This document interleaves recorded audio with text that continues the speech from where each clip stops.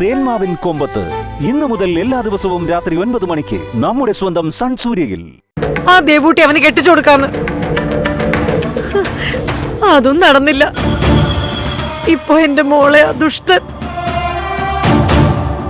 എല്ലാത്തിനും കാരണം അവളാ. പിന്നെ ആ തറവാട്ടമ്മ തള്ളയും. അവരിങ്ങനെ ഒരു ചെതി നമ്മളോട് ചെയ്യുന്ന ഞാൻ സ്വപ്നത്തിൽ പോലും വിചാരിച്ചതല്ല.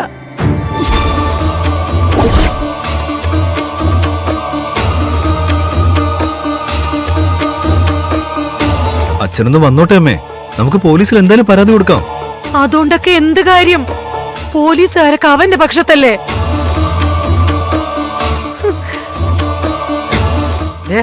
ആ തള്ള വരുന്നുണ്ട്. ഇവരൊറ്റൊരുത്തി ഇതിനൊക്കെ കാരണം. എന്താ ഇന്ദുമതി, എന്താ വിഷമിച്ചിരിക്കുന്നേ?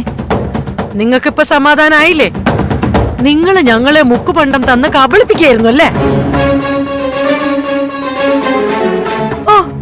എന്തൊക്കെയായിരുന്നു വീരവാദം. ലക്ഷക്കണക്കിന് രൂപയുടെ പണ്ടങ്ങളാ, തനി തങ്കമാ. എന്നിട്ട് ആ പണയക്കാരന്റെ മുമ്പില് ഞങ്ങള് നാണം കെട്ട് തൂലിരിഞ്ഞു പോയി. അതും പോരാത്തതിന് ഇപ്പൊ കടം വീട്ടാത്തത് കൊണ്ട് ഗഗനും സംഘവും എന്റെ മോളെ കൊണ്ടുപോയിരിക്ക. എന്റെ മോക്ക് എന്തെങ്കിലും സംഭവിച്ചാണ്ടല്ലോ, ഞാനും വല്ല വിഷവും വാങ്ങി തങ്ങ ആത്മഹത്യ ചെയ്യും. ഇങ്ങനെ നാണം കെട്ട് ജീവിക്കാൻ പറ്റില്ല. ഇന്ദുമതി, നിന്നോടും നിന്റെ മോളോടും ഞാൻ അന്നേ പറഞ്ഞതല്ലേ, അഖിലയുടെ വിവാഹകാര്യത്തിനല്ലാതെ ആ സ്വർണ്ണാഭരണങ്ങള് മറ്റൊരു കാര്യത്തിന് ഉപയോഗിക്കരുതെന്ന്. ഓ, അവളുടെ കല്യാണത്തിന് മുക്കുപണ്ടം തന്ന് ഞങ്ങളെ പറ്റിക്കാന്നാണോ നിങ്ങൾ വിചാരിച്ചേ? അത് മുക്കുപണ്ടമാണെന്ന് നിങ്ങളോട് ആരാ പറഞ്ഞത്? പറഞ്ഞ കാര്യത്തിന് ഉപയോഗിച്ച് അത് തനി തങ്കം തന്നെയായിരിക്കും. അല്ലാതെ സ്വന്തം ഇഷ്ടത്തിന് ഉപയോഗിക്കുമ്പോഴാ അത് മുക്കുപണ്ടമായിട്ട് മാറുന്നേ. വേണ്ട വേണ്ട, നിങ്ങളുടെ മന്ത്രവും മായാജാലൊന്നും എന്റെ അടുത്ത് വേണ്ട. ഇപ്പൊ എല്ലാം നഷ്ടപ്പെട്ടത് ഞങ്ങൾക്കാ. എന്റെ പൊന്നുമോളെ ആ ദുഷ്ടന്മാര്. എന്താ ഗഗന്റെ ആവശ്യം? ഒന്നുകിൽ അയാളുടെ പണം കൊടുക്കുക, അത് ദേവുവച്ചിയുടെ ഭർത്താവിന്റെ വീട്ടിൽ നിന്നാലും കുഴപ്പമില്ലെന്ന്. ഓ, അല്ലെങ്കിൽ ദേവു ചേച്ചി തന്നെ തിരിച്ചു കൊടുത്താലും മതിയെന്ന്. അല്ലെങ്കിൽ അഖിലെ വിട്ടുതല്ലെന്നാ പറയുന്നത്. അങ്ങനെയാണല്ലേ അവന്റെ ആവശ്യം. സാരമില്ല, നിങ്ങൾ വിഷമിക്കണ്ട. അവന്റെ കടം ഞാൻ വീട്ടിക്കോളാം. നിങ്ങൾ എങ്ങനെ വീട്ടുന്നാ? ഇവിടെ ഇരിക്കുന്ന മുക്കുപണ്ടം പണയം വെച്ചിട്ടോ അതോ വിറ്റിട്ടോ? ഇന്ദുമതി, വാക്ക് പറഞ്ഞത് ഞാനാണെങ്കിൽ അത് ഞാൻ തന്നെ കൈകാര്യം ചെയ്തോളാം. ഇനി അക്കാര്യം ഓർത്ത് ആരും വിഷമിക്കണ്ട.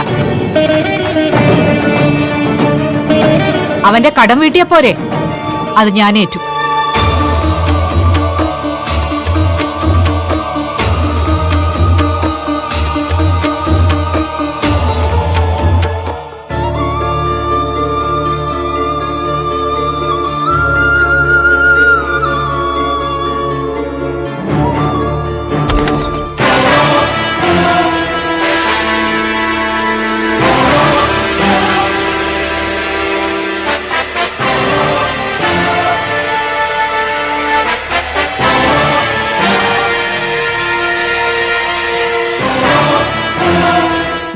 ഇത് കഴിക്ക്.